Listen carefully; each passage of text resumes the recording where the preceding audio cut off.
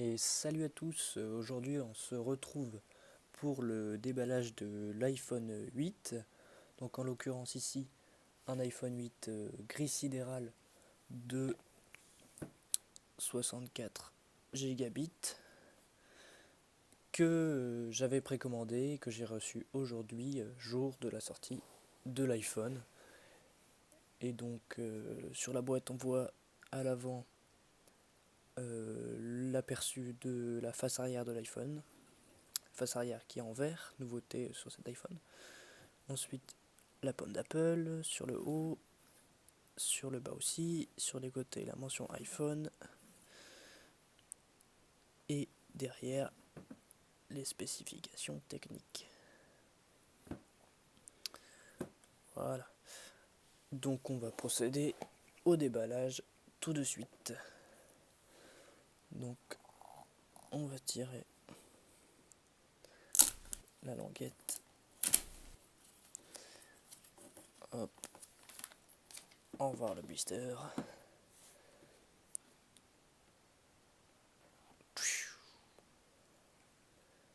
Voilà comment ça se présente à l'intérieur. Le Design by Apple in California. Donc les feuillets habituels.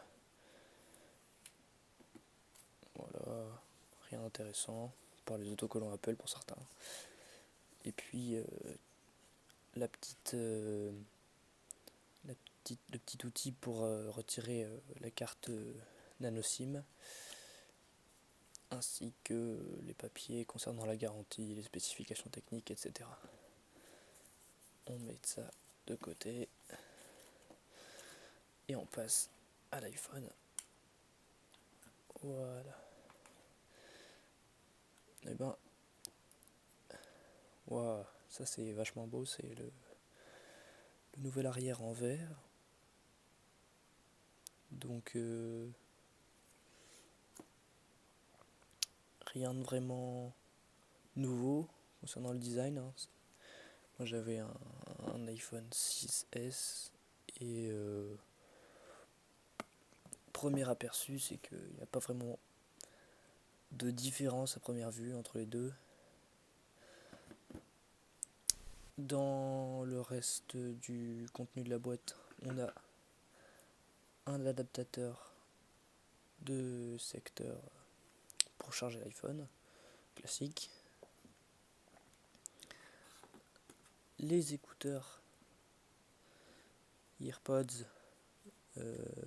en Lightning, ça va me changer, moi qui étais au port jack avec mon iPhone 6S, là je vais devoir m'adapter, ainsi que l'adaptateur Lightning vers jack, très pratique, c'est bien qu'ils soient encore offerts. Petit bémol, on n'a plus la petite boîte de transport qui était offerte avec précédents iPhone 6S, etc. Un peu décevant. Donc voilà pour les écouteurs. Et ensuite, le câble Lightning vers USB. Un peu décevant pour certains, moi ça me dérange pas puisque j'ai pas d'USB-C, que ce soit encore un USB de ce type, mais c'est vrai que c'est pas trop en accord avec ce que fait Apple avec ses MacBooks, puisqu'il n'y a plus de port USB de ce genre. C'est un peu bête. Et voilà, la boîte est vide. Voilà pour cet iPhone 8 qui est pas très différent de l'iPhone 7, à part au niveau du design, ce nouveau dos en verre qui permet la recharge par induction. On peut aussi charger via le port Lightning l'iPhone en charge rapide. Bon, par contre, avec la radinerie d'Apple, on n'a pas le chargeur secteur adapté, ni même le câble. Et il faut acheter un câble USB-C vers Lightning et un chargeur secteur de au moins 30 watts, je crois, et du coup j'ai vu que ça faisait au minimum 80 € en plus. C'est un petit peu radin de la part d'Apple, surtout pour un téléphone à 800 € de ne pas fournir des accessoires adaptés. Comme nouveauté, on a aussi du Bluetooth 5.0, la compatibilité avec les GPS européens Galileo et le GPS japonais. On a le nouvel écran True Tone qu'on peut trouver sur les iPad Pro, qui permet d'adapter la luminosité pour un confort visuel.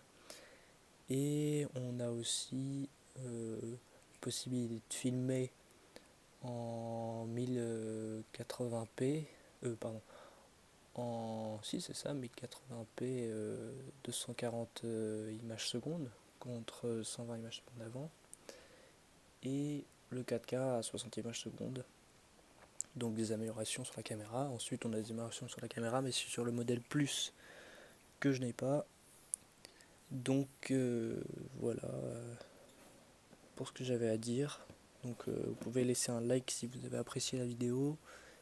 Et vous pouvez vous abonner, il y aura des déballages, des tests de produits high-tech sur cette chaîne et des astuces iOS dans le futur. Donc merci de me suivre si ça vous intéresse.